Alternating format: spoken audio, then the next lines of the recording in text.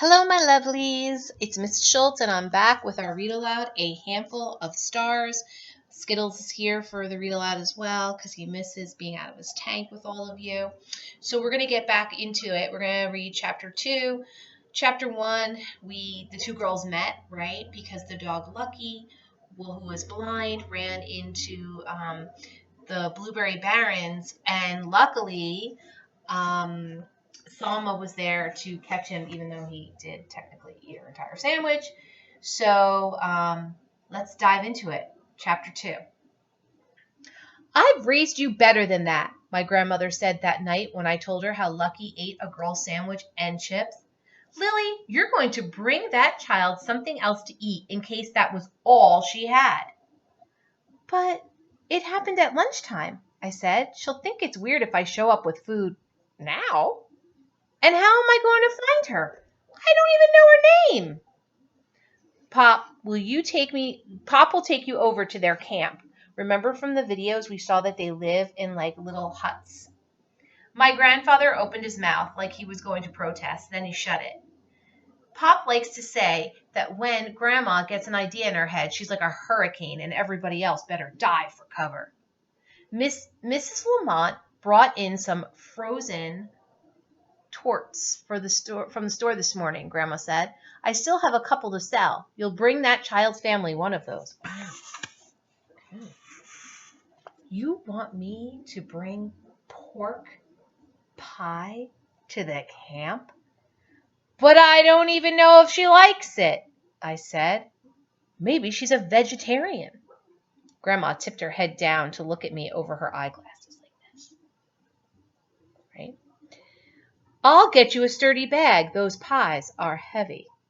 If I bring her anything, I should bring her bread and peanut butter so she can make a new sandwich, I said. Groceries? No, that won't do, Grandma said. It might look like we think the child's poor, and that would be insulting. But she is poor, isn't she? I thought that's why migrant workers kept moving, because they didn't have enough money and needed to find work, even if it was far away. She says, Tiger Lily Marie, Grandma said. I cringed. When Grandma uses my whole real name like that, the conversation is over. Because Grandma is the only person who hates my name as much as I do. It's a pretty rough name, Tiger Lily. The story is that when Mama looked out the hospital window right after I was born, she saw orange tiger lilies blooming. It was such a pretty sight. She picked my name right then and there. I wish Mama had seen roses or violets or daisies out the window that day, but as Grandpa always says, there's sunshine on the other side of every rain cloud, so it could have been worse. Mama could have named me Ragweed.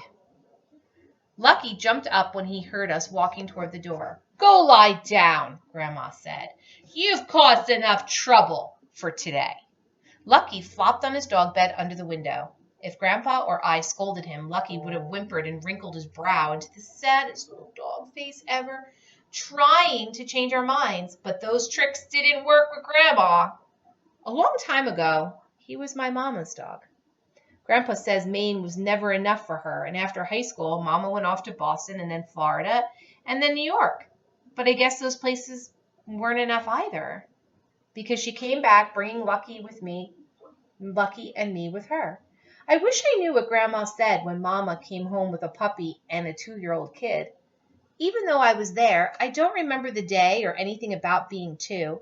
I don't even remember Mama, except for photos I've seen or stories people have told me. To me, Grandma and Grandpa's apartment above the store has always been home. Mama has always been gone, and Lucky has always been grown up and now old. So we're seeing another social issue, right? We're seeing that the girl's mom is gone. Lily's mom is, we don't know what happened. We don't know where she is, but she's being raised by her grandparents, and that would be considered a social issue. I didn't even know he was losing his sight. Dr. Katz said it had come on slowly and there was nothing I could have done to stop it. Still, when something bad is happening to your best friend, it seems like you should know. I'll be back, I promised Lucky. Then I followed Grandmother down the stairs from her home above the store. I shifted my feet, waiting while she put a frozen pork pie, ew, in a paper bag. It's a nice night, Grandfather said, so we'll walk. I sighed. If we took the truck, the whole embarrassing trip would be over quicker. But he only used the truck when he had to. Gas is expensive and the truck is old. Be safe, Grandmother said as usual. It's a long walk to the Barrens, especially if it's the second time you've had to take that trip in one day. On the way, I took extra steps to keep up with Grandfather. We walked quietly out of town and down the road that cuts the Barrens in half, past all the no trespassing signs and toward the line of little blue cabins for the workers at Winthrop Blueberry. Coming along, the migrant camp just seems to pop up suddenly in the middle of the wide, flat Barrens. It always reminds me of the Wizard of Oz when the Emerald City appears in the distance over the poppy fields, except the camp buildings are blue, not emerald green, and there's a big group of orange porta potties in the center. As we left the road, there was another sign. All visitors must register at the security building. I'd never actually gone into the camp before. I swallowed hard as we passed men smoking cigarettes around a picnic table. A few of them turned to look at us, like Grandfather and I didn't belong there. I wish I could just stash the bag with the pork pie behind one of the towers of empty blueberry bins so I wouldn't have to give the girl this ridiculous thank you present. The girl who helped you? Was she Hispanic? Grandfather asked me quietly. I nodded. Miguel might know her, and he speaks English, Grandfather said. The migrant workers mostly keep to themselves, but they all get to know Grandma and Grandpa eventually. Our store is the closest one to the camp, and we can wire money to faraway places. So they come in to send some of their paycheck back home to Mexico, Honduras, or Quebec, or really wherever the rest of their family lives. Helping out at the store, I know some of the workers who come each year to live in those tiny blue houses. There's Charles. Sorry, Skittles. Sorry. There's Charles Wabisky from Nova Scotia and the Perez family who stays through December to work at the Christmas wreath making factory. There's Diego Perez. He is in my class at school until holiday break every year. We have a going away party for him before he leaves each winter. And there's Miguel, who brings the blueberry rakes to Grandfather anytime they need some repair. Only some of the workers speak English. If they're from Canada, sometimes they speak French, but Grandfather has no trouble with that. He can switch between French and English in the middle of a sentence, sometimes without even meaning to. And both of us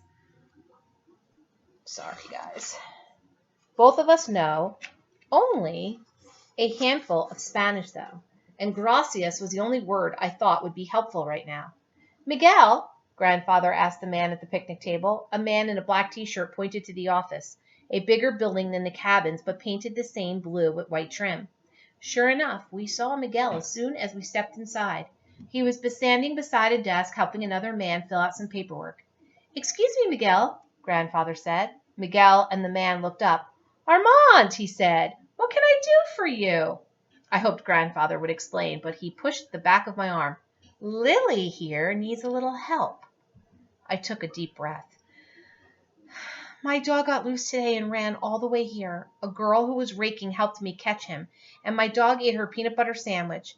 Grandmother thought that Mrs. Lamont's pork pie would be a better thank you present than another sandwich, though. So I brought one. I knew I was babbling because the man with Miguel was looking back at his paperwork. He'd already given up trying to understand me. I don't know how to find the girl because I don't know her name, I continued. Where was she raking? Miguel asked. Near the road, I said. Yes, but where? The fields were lined with strings for raking. If you could tell me where, I might know which family had that section. I could show you, I said.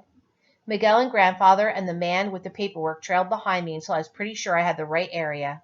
I'm guessing it was the Santiago's, cottage number 57. Miguel pointed down the row of the little blue cabins. Their daughter's name is Salma. I hesitated. It was one thing to tell Grandmother I'll do this and another thing to walk up to the Santiago's cabin and hand over a pork pie. Come on, Miguel said. I'll introduce you. That made me feel a little better. Grandfather and I followed Miguel past campers and trucks and lots of little blue houses. some with picnic tables and others with boxes and coolers beside the door. In the dirt driveway between number 57 and 58 was an older green pickup truck.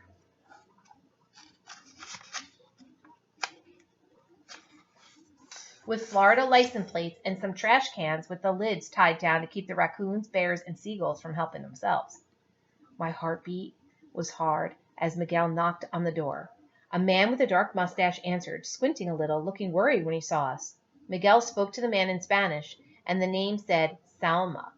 Miguel nodded. Eduardo, this is Armand Dupont, who runs the general store in town with his wife Marie, he said in English, and here is their granddaughter Lily. Hello, grandfather said. Nice to meet you. Come in, the man said. Whew, he speaks some English, but as I followed him inside, I couldn't help staring. On the outside, the cabin was painted light blue with white trim, as cute as a dollhouse. But inside, there were only 4 bare wood walls, the beams all showing. Hats and shirts hung on nails, and bunk beds lined 2 of the walls. A table and chairs took up the opposite corner. A woman sat in one of the chairs. She had long brown hair, and she stood up as we entered, smoothing the sides of her jeans. A radio played quietly on the table next to a roll of paper towels, a gallon jug of water, and a little pile of upside-down playing cards, as if we had interrupted a game. This is Rosa Santiago, Miguel said, motioning to the woman, and their daughter Salma. Salma was sitting on one of the bottom bunk beds, her feet up on the bed and her arms hugging her knees. My hands twisted the edge of the bag. Smile, I told myself. Hi. Salma stood up and crossed her arms over her stomach. How's your dog? He's fine. I pulled in a deep breath. I wanted to say thank you, gracias, for giving my dog your lunch today. I don't know how I would have caught him if you hadn't, and he's so blind, so he would have been in trouble if he'd reached the woods. He doesn't bump into stuff at home because he's memorized, hello, Mrs. Schultz, everything. Well, unless we forget and move something. But he definitely would have hurt himself here if he'd run into a tree. But anyway, I felt bad that maybe you didn't get to eat any lunch because Lucky ate yours, so I wanted to bring you something to make up for that. And my grandmother thought you might like this pie. It's a French pie, not a dessert pie like people think. It's dinner pie made with pork, so I hope you aren't vegetarian. Mrs. Santiago asked something in Spanish, and Salma answered her. I wish I knew enough to translate what they'd said to each other, because I worried it was something like this. Who is this crazy girl, and what does she want? I have no idea. Something about a pork pie. Mrs. Lamont makes them, I continued, and they're kind of famous, well, in the pork pie world. The pork pie world? I should just stop talking. Bake it for 45 minutes at 350 degrees, said Grandfather. The instructions are on the bottom. As he spoke, I suddenly realized the cabin didn't have a kitchen. Just some boxes and cans of food stacked up in plastic crates near the table. I brought something for her family to cook, and they had no stove. They didn't even have a refrigerator to store it in. I didn't dare look at anyone as I set the pork pie on the table beside the playing cards. Well, anyway, gracias, I said, but I was so nervous it came out sounding more like gracias. Salma said something to her parents in Spanish, but as I walked away, she spoke in English. Thank you for the famous pork pie. Was she making fun of me? But when I turned to look, she wasn't smirking, arms down by her sides. She was smiling. I didn't even have to tell my face to smile back. It just did it all by itself. I'm really glad your dog's okay, she said. I nodded. Me too, but you're the reason he's okay. Well, you and your sandwich. Oh, and don't forget my chips, too, she said. None of the adults seemed to think that was funny, but Salma and I laughed like it was the funniest joke ever. As I walked out of the camp with Grandfather, I turned around every few feet to wave to Salma standing in the doorway of number 57. She waved back until the road took us out of sight. So let's talk about this chapter a little bit here. We're going to have a Google Hangout. The 1 o'clock Google Hangout is going to be about this, chapters 1 and 2. So we definitely notice that the girls have different statuses, let's say, economically, right? We see that Lily's family, of course, has a kitchen. They own a store. So they're well off, or more so than Salma's family. And it seems like Lily is a nervous kind of child, right? She's nervous to go and apologize. She's nervous of new people. So we might uncover additional social issues. So let's just do a quick recap. So we know that we're going to be talking about migrant workers, right? So people who travel to find work because they can't find work where they live, so they travel. So you watch the video on migrant workers, I'm hoping. We have a blind dog. That's also a social issue. We have Lily, whose mom disappeared. We don't know where she is. She's living and being raised by her grandparents. So we have a lot of things uncovering, and now seeing the living conditions that migrant workers live in is also a social issue. So when we're reading a book about social issues, you're going to have a plethora of them. It's not like it's just one concrete thing. Like if we were to think of the social issues that we found in Behind the Bedroom Wall, holy smokes, we could fill up a whole little book on those, right? Because we have the whole Holocaust is a social issue. When they were going against the Jewish population, the whole Hitler Youth group, the social issues between her parents being resistance fighters and her being in the Hitler Youth group. So when we're reading, we really have to uncover things. Now, you may read chapter 2 of this and say to yourself, okay, she doesn't have a kitchen. But as a reader, a fifth grade reader, you need to stop and say to yourself, well, what is the author trying to tell me here? And Cynthia Lord's trying to tell us about Salma's life. Okay? Tomorrow, Google Hangout, 1 o'clock, will only be on this.